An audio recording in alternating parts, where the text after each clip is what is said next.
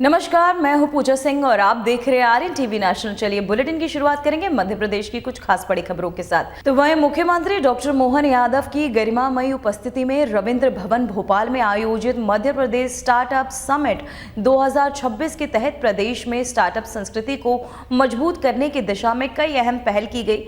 कार्यक्रम के दौरान सूक्ष्म लघु एवं मध्य उद्यम विभाग के साथ 4 महत्वपूर्ण समझौता ज्ञापनों पर हस्ताक्षर भी किए गए। वहीं इस अवसर पर मुख्यमंत्री डॉक्टर मोहन यादव ने 170 से अधिक स्टार्टअप्स को हित लाभ प्रदान किए। वहीं मुख्यमंत्री उद्यम क्रांति योजना के अंतर्गत 21 स्टार्टअप्स को 8 करोड़ से अधिक का ऋण राशि भी वितरण किया गया। वहीं मुख्यमंत्री ने नवाचार को बढ़ावा देने वाले विभिन्न स्टार्टअप्स को सम्मानित भी किया और युवाओं को नए विचारों के साथ आगे लाने के लिए प्रेरित भी किया। वहीं कार्यक्रम में राज्य भर से आए स्टार्टअप उद्यमियों को निवेशकों और विशेषज्ञों ने लाभ भी लिया। इस अवसर पर मंत्री वरिष्ठ अधिकारी, उद्योग प्रतिनिधि और बड़ी संख्या में युवा उद्यमी उपस्थित रहे। मध्य प्रदेश स्टार्टअप समिट 2026 से प्रदेश में नवाचार, निवेश और रोजगार सृजन को नई दिशा मिलने की उम्मीद जताई जा रही है।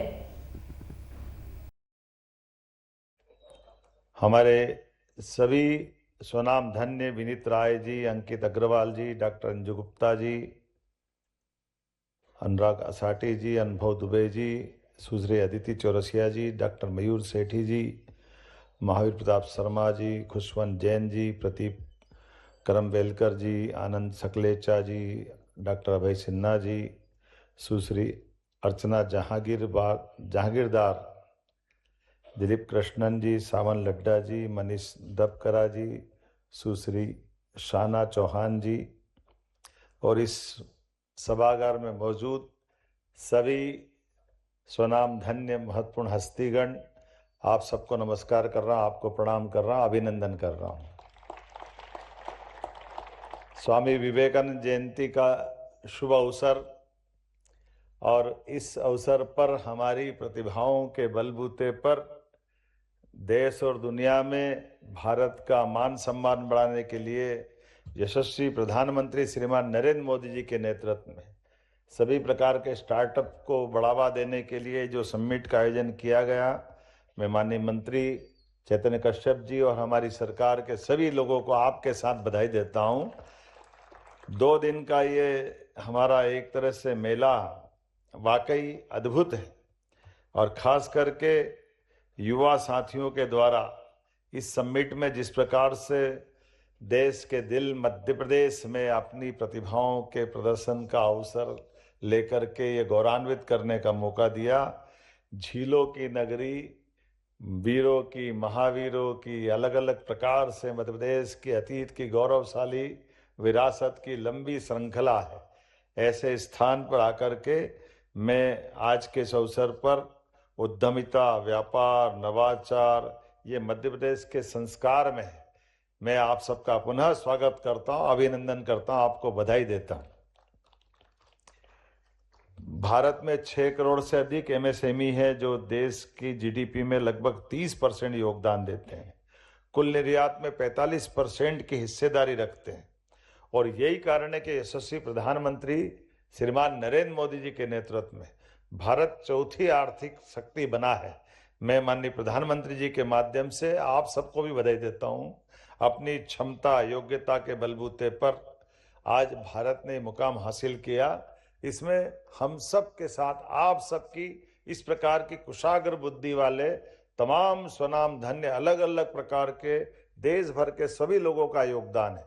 मैं जब आपसे बात कर रहा हूं तो सच में मैं अतीत के वो कुछ घटनाक्रम भी याद करते देख रहा हूं। आपको अंदाजा होगा इस बात का, हमारे यहाँ एक बहुत बड़े वैज्ञानिक हुए सर जगदीश चंद्र बसु। उनका अपना नाम, उनके अपने काम और उनकी अपनी सोच। यद्यपि ये बात सही है कि सर जगदीश चंद्र बसु को हमारी अपनी पौधों की संवेदनशीलता के बलबूते पर उनको स्वयं को भी इसमें पुरस्कार मिला था कि हाँ, हमारे पौधों में भी प्राण होते हैं, पौधों के अंदर भी जान होती है और पौधे जहर को महसूस करके पीछे हटते हैं और वो कैस्ट्रोग्राफी के माध्यम से वर्तमान के उस नए यंत्र के माध्यम से 10,000 गुना ज्यादा आवृत्ति से, क्योंकि पौधों की डेवलपमेंट बहुत स्लो होती है, आंखों के सामने पकड़ना मुश्किल जाता है, लेकिन कैस्टोग्राफी के माध्यम से जगदीश चंद्र बसु जी ने इसको सिद्ध किया था। लेकिन केवल इतना ही नहीं था, इसके अलावा भी उनके माध्यम से 1895 में रेडियो तरंगों के लिए खास करके ये जो माइक्रोवेव का जो कलकत्ता के अंदर टाउन हॉल में उन्होंने डेमोन्स्ट्रेशन किया, बाद में मार्कोनी ने उसको अपने पास रखते हुए बाद में नोबेल पुरस्कार भी लिया। लेकिन ये मूल योगदान अगर किसी का था तो जगदीश चंद्र बसु जी का था।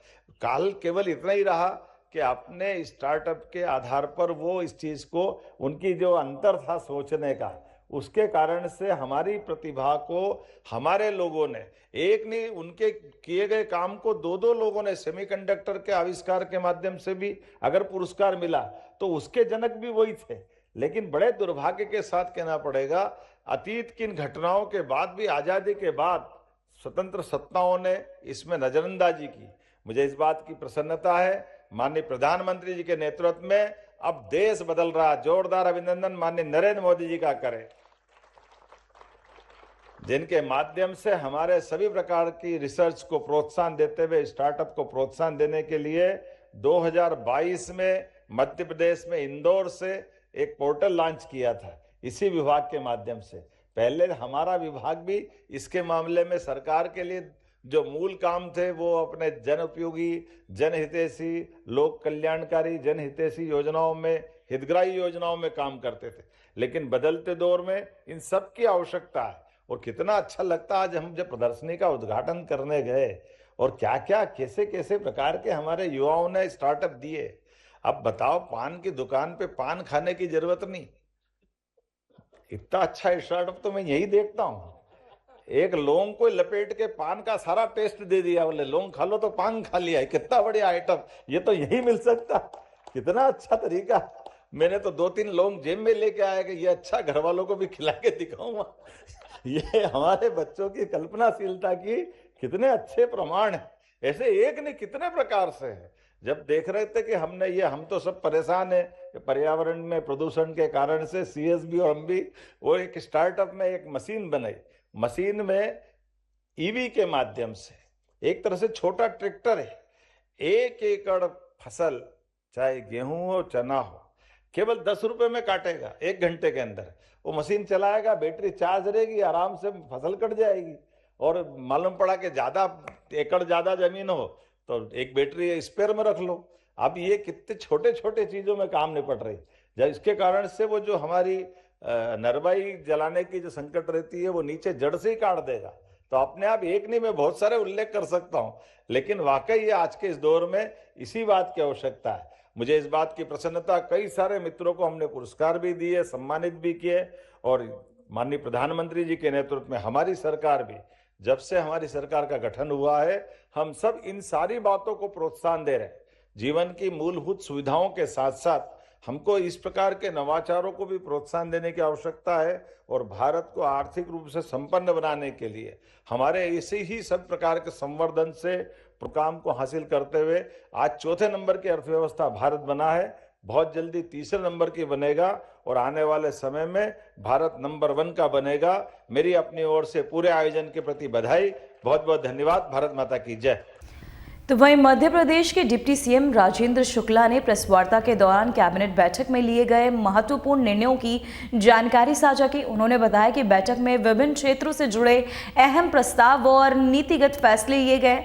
वहीं शुक्ला ने मीडिया को बताया कि निर्णयों का उद्देश्य प्रशासनिक और साथी प्रक्रियाओं को बेहतर बनाना, वहीं जनहित के मुद्दों का समाधान तेज करना और राज्य में विकास को और अधिक प्रभावी बनाना है। डिप्टी सीएम ने कहा कि जनता को इन फैसलों के परिणाम जल्दी ही दिखाई देंगे और सरकार लगातार पारदर्शिता और जवाबदेही सुनिश्चित कर रही है। कैबिनेट की बैठक संपन्न हुई है, जिसमें कई बहुत ही महत्वपूर्ण निर्णय लिए गए हैं। सिंचाई परियोजना की स्वीकृति हुई है। राजगढ़ जिले की सारंगपुर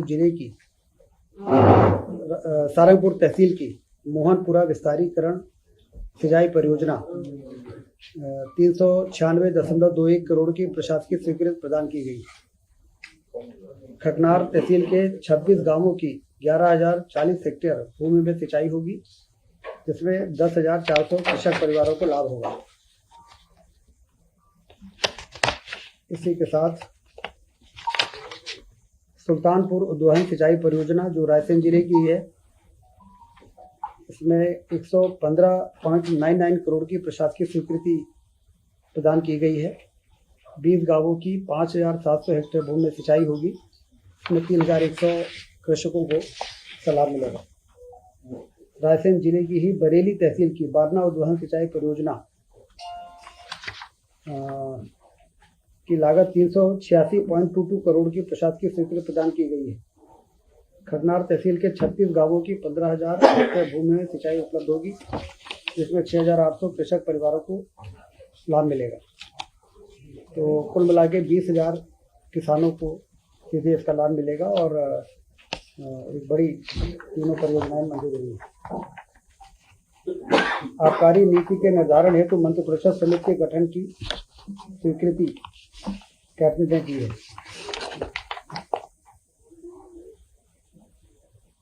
रामचरण गौतम स्वर्गीय सहायक उप निरीक्षक को ड्यूटी के दौरान दुखद मृत्यु होने पर 1 करोड़ रुपए के श्रद्धा निधि कैबिनेट ने मंजूर की है। स्वर्गीय श्री रामचरण गौतम सहायक उप निरीक्षक ASI थे। 10 लाख रुपए मिले थे, 10 लाख रुपए मिल चुके थे, बाकी घोषणा थी, अब ये 1 करोड़ इनको पूरा मिलेगा। संदीपनी विद्यालय योजना के तहत द्वितीय चरण हेतु 200 सर्व सुविधा संपन्न संदीपनी विद्यालय की स्थापना की स्वीकृति कैबिनेट ने दी है और इसमें लगभग 3660 करोड़ रुपए व्यय होंगे। तो कुल मिला के जो पहले लगभग 275 विद्यालयों की स्वीकृति हुई थी प्रथम चरण में, द्वितीय चरण में 200 और विद्यालयों की होगा। इसमें लगभग 17 से 18 करोड़ रुपए प्रति विद्यालय खर्च होगा। शैक्षणिक वर्ग के शिक्षकों के लिए चतुर्थ क्रमोन्नति वेतनमान योजना लागू करने की स्वीकृति सहायक शिक्षक, शिक्षक तथा नवीन शैक्षणिक संवर्ग के की स्वीकृति हुई है। इसमें उनको समयमान वेतनमान उपलब्ध हो सकेगा। इसमें 322.34 करोड़ अनुमानित व्यय आएगा। ये शिक्षकों के लिए बहुत ही राहत भरी निर्णय है। ग्वालियर व्यापार मेला 2026 एवं उज्जैन विक्रमोत्सव व्यापार मेला 2026 में ऑटोमोबाइल विक्रय कर पर मोटरयान कर में 50% की छूट की स्वीकृति की मंजूरी आज कैबिनेट ने दी। मंत्रिपरिषद द्वारा सिंहस्थ 2028 को दृष्टिगत रखते हुए उज्जैन संभाग की जल आवर्धन योजना लगभग 1133.67 करोड़ की स्वीकृति प्रदान की गई।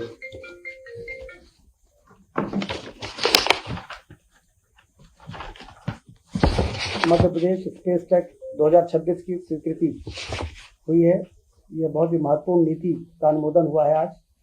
यह नीति उपग्रह निर्माण, भू स्थानीय विश्लेषण एवं डाउन स्ट्रीम अनुप्रयोगों में नवाचार को बढ़ावा देगी। आगामी 5 वर्ष में 1,000 करोड़ का निवेश और लगभग 8,000 का रोजगार सृजन संभावित है। अनुमानित वित्तीय भार 628 करोड़ रुपए। मध्य प्रदेश स्पेस टेक नीति 2026। स्पेस टेक्नोलॉजी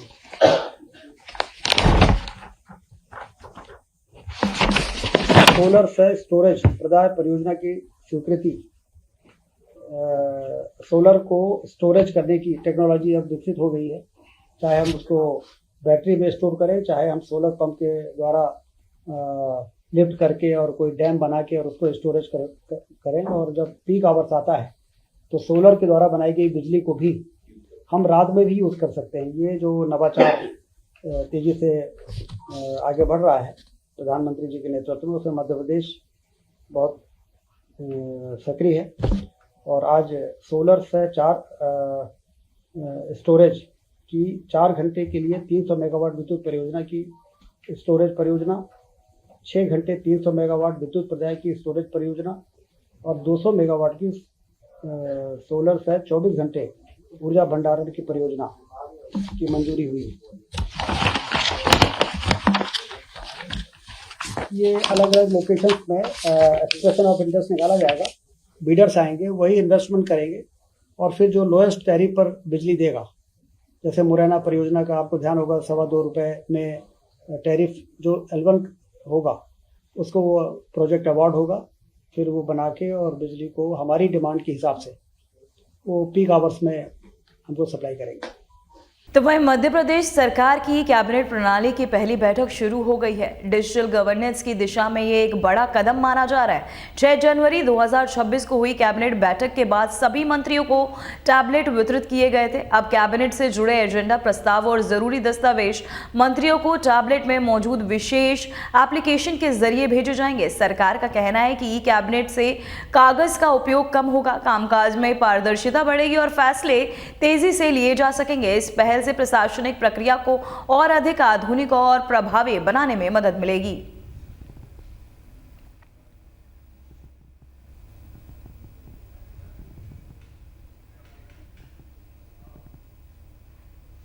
तो वहीं मध्य प्रदेश हाई कोर्ट ने चाइनीज मांझे को बेहद खतरनाक और जानलेवा बताते हुए कड़ा रुख अपनाया है। कोर्ट ने राज्य के 15 जिलों में इसके निर्माण, बिक्री और उपयोग पर सख्त कार्यवाही के निर्देश दिए हैं।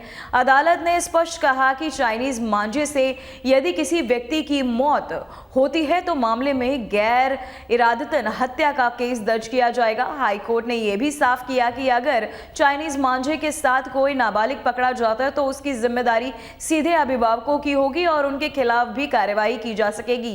कोर्ट के इस आदेश के बाद प्रशासन और पुलिस पर निगरानी बढ़ाने और नियमों की सख्ती से पालन कराने का दबाव बढ़ गया है।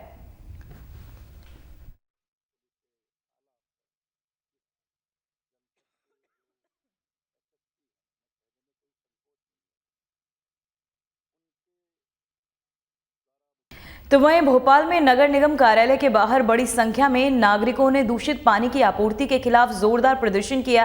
प्रदर्शनकारियों का कहना है कि कई इलाकों में लंबे समय से गंदा और बदबूदार पानी सप्लाई हो रहा है, जिससे लोगों को परेशानियों का सामना करना पड़ रहा है, साथ ही स्वास्थ्य पर गंभीर खतरा भी पैदा हो रहा है। प्रदर्शन के दौरान नागरिकों ने पानी की गुणवत्ता में तत्काल, तो आपको बताते चले, सुधार और शुद्ध पेयजल की नियमित आपूर्ति की समस्या का भी शीघ्र समाधान करने की मांग की। लोगों ने चेतावनी दी कि यदि जल्द कार्यवाही नहीं हुई तो आंदोलन और तेज किया जाएगा। साथ ही प्रशासन की ओर से मामले के समाधान का आश्वासन भी दिया गया है। तो वहीं एक नायब तहसीलदार के बाबू को 3000 रुपए रिश्वत लेते हुए पकड़ा गया। जानकारी के अनुसार बाबू ने नामांतरण का काम जल्दी कराने के बहाने ये घूस मांगी थी। सूचना मिलते ही संबंधित अधिकारियों ने तुरंत कार्रवाई शुरू की और बाबू को रंगे हाथों धर लिया। अधिकारी इस मामले में कड़ी कार्रवाई की बात कह रहे हैं ताकि प्रशासन में भ्रष्टाचार पर काबू पाया जा सके। घटना ने सरकारी दफ्तरों में कर्मचारियों की जवाबदेही और ईमानदारी पर भी सवाल खड़े कर दिए हैं।